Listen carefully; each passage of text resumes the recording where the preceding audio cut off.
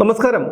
മദ്യവും ലോട്ടറിയും വിറ്റ് കിട്ടുന്ന വരുമാനത്തിലൂടെ തട്ടിയും മുട്ടിയും മുന്നോട്ട് പോയിക്കൊണ്ടിരിക്കുന്ന സംസ്ഥാനമാണ് നമ്മുടെ കേരളം.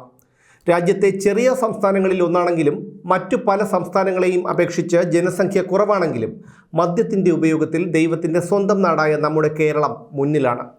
മദ്യത്തിൻ്റെ ഉപയോഗത്തിൽ മറ്റു പല സംസ്ഥാനങ്ങളെയും പിന്നിലാക്കി മുന്നോട്ടുള്ള കുതിപ്പ് തുടരുകയാണ് കേരളം.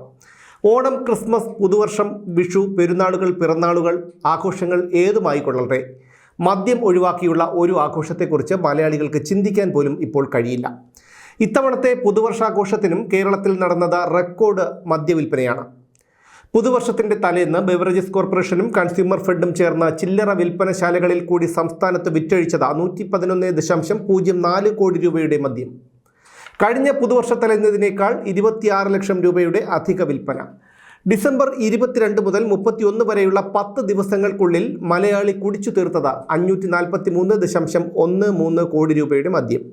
2022 ഡിസംബർ 31-ന് 93.33 ലക്ഷം രൂപയുടെ മദ്യം വിറ്റ സ്ഥാനത്താണ് ഇത്തവണ 94.54 കോടിയുടെ മദ്യം ബെവ്കോ വിറ്റഴിച്ചത്. കഴിഞ്ഞ വർഷം പുതുവർഷാഘോഷത്തലേന്ന് 17.45 ലക്ഷം രൂപയുടെ മദ്യം വിറ്റഴിച്ച കൺസ്യൂമർ ഫെഡിന് ഇത്തവണ 16.5 കോടിയുടെ വിൽപ്പന മാത്രമേ നടത്താൻ കഴിഞ്ഞിട്ടുള്ളൂ. അതായത് കഴിഞ്ഞ കൊല്ലത്തേക്കാൾ 95 ലക്ഷം രൂപ കുറവ്. തിരുവനന്തപുരം പവർ ഹൗസ് റോഡിലെ ബെവ്കോ ഷോപ്പാണ് ഏറ്റവും കൂടുതൽ മദ്യവിൽപ്പന നടത്തിയത്. 1.02 കോടിയുടെ മദ്യം. 77 ലക്ഷത്തിൻ്റെ കച്ചവടം നടത്തിക്കൊണ്ട് എറണാകുളം ജില്ലയിലെ രവിപുരം ബെവ്കോ ഷോപ്പാണ് 2ാം സ്ഥാനത്ത്. 76 ലക്ഷം രൂപയുടെ വിൽപ്പനയുമായി ഇരിങ്ങാലക്കുട 3ാം സ്ഥാനത്തെത്തി. 73 ലക്ഷത്തിൻ്റെ വിൽപ്പനയുമായി കൊല്ലം ആശ്രാമം 4ാം സ്ഥാനത്തും 71 ലക്ഷം രൂപയുടെ വിൽപ്പനയുമായി പയ്യന്നൂർ 5ാം സ്ഥാനത്തുമുണ്ട്. കൺസ്യൂമർ ഫെഡിൻ്റെ കാര്യം എടുക്കുകയാണെങ്കിൽ 72 ലക്ഷത്തിൻ്റെ വിൽപ്പനയുമായി വൈറ്റിലയിലെ ഷോപ്പാണ് മുന്നിലുള്ളത്. ഡിസംബർ 21 മുതൽ 31 വരെയുള്ള വിൽപ്പനയാണ് പുതുവർഷ വിൽപ്പനയായി കണക്കാക്കുന്നത്. മൊത്തം ലഭിച്ച 543.13 കോടിയുടെ 90% എത്തുന്നത് സർക്കാർ ഖജനാവിലേക്കാണ് നികുതിയുടെ രൂപത്തിൽ. അതായത് ഏകദേശം 490 കോടി രൂപ.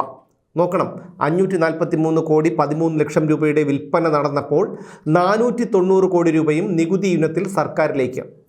ബാറുകൾ പൂട്ടും, സ്കൂളുകൾ തുറക്കും എന്നുള്ള തെരഞ്ഞെടുപ്പ് വാഗ്ദാനം ഉയർത്തിക്കൊണ്ടാണ് 2016-ൽ പിണറായി സർക്കാർ അധികാരത്തിൽ കയറിപ്പറ്റിയത്. അധികാരം കയ്യിൽ കിട്ടിയപ്പോൾ മട്ടുമാറി ഘട്ടം ഘട്ടമായി മദ്യനിരോധനം നടപ്പിലാക്കും എന്നായി പിന്നീടുള്ള തള്ളൽ. അതിനുശേഷം നിലപാടിൽ ചെറിയൊരു തിരുത്തു വരുത്തി. ബോധവൽക്കരണത്തിലൂടെ മാത്രമേ മദ്യത്തിൻ്റെ ഉപയോഗം കുറയ്ക്കാൻ കഴിയൂ എന്നും അതുകൊണ്ട് ബോധവൽക്കരണം നടത്തും എന്നുമായിരുന്നു ആ തിരുത്ത്. ഇപ്പോഴിതാ 2ാം പിണറായി സർക്കാർ നയം വ്യക്തമായി പറഞ്ഞിരിക്കുന്നു, മദ്യവും ലോട്ടറിയുമാണ് നമ്മുടെ സംസ്ഥാനത്തിൻ്റെ വരുമാന മാർഗമെന്ന്. ഇക്കഴിഞ്ഞ 6-7 കൊല്ലങ്ങൾക്കിടയിലാണ് മദ്യത്തിൻ്റെ ഉപയോഗം മൂലമുണ്ടായ കൊലപാതകങ്ങളും പീഡനങ്ങളും അടക്കമുള്ള അതിക്രൂരമായ കുറ്റകൃത്യങ്ങൾ കേരളത്തിൽ അരങ്ങേറിയത്.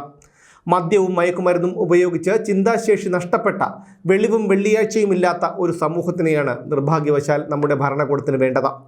മുമ്പ് മദ്യം ഉപയോഗിക്കുന്നവരിൽ കൂടുതലും പുരുഷന്മാരായിരുന്നുവെങ്കിൽ ഇന്ന് സ്ത്രീകളും പ്രായപൂർത്തിയാകാത്തവരും പെൺകുട്ടികളും വരെ ഈ വിപത്തിന് അടിമപ്പെട്ടിരിക്കുന്നു.